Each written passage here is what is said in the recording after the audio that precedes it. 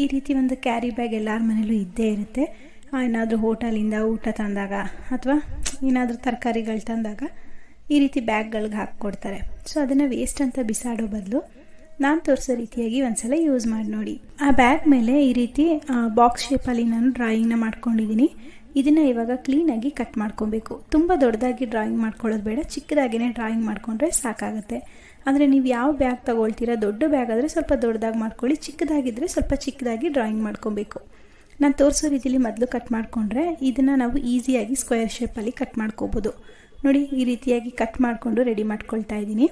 ಒಂದು side cut ಮಾಡ್ಕೊಂಡಿದ್ದೀನಿ ಅಷ್ಟೇ. ಇದಕ್ಕೆ ಯಾವುದಾದ್ರೂ ಒಂದು ಹುಕ್ ಇರಲಿ ಅಥವಾ ದಾರ ಯಾವುದನ್ನಾದರೂ ಇದನ್ನು ಈ ರೀತಿ ಹ್ಯಾಂಗ್ ಮಾಡೋದಕ್ಕೆ ಹಾಕ್ಕೊಂಡು ಇದ್ರ ಒಳಗಡೆಗೆ ನಾವು ಬಾಟಲ್ಗಳನ್ನೆಲ್ಲ ಹಾಗೆ ಇಟ್ಟಿರ್ತೀವಿ, ಇಡೋದಕ್ಕೆ ಜಾಗ ಇರಲ್ಲ ಅಥವಾ ಪದೇ ಪದೇ ಬೀಳ್ತಾ ಇರುತ್ತೆ ಅನ್ನೋರು ಈ ರೀತಿ ಕ್ಯಾರಿ ಬ್ಯಾಗ್ ಹಾಕಿಡೋದ್ರಿಂದ ತುಂಬ ಈಸಿಯಾಗಿ ಸ್ಟೋರ್ ಮಾಡ್ಕೋಬೋದು. ಜೊತೆಗೆ ಎತ್ಕೊಳ್ಳೋದಕ್ಕೂ ಸಹ ತುಂಬ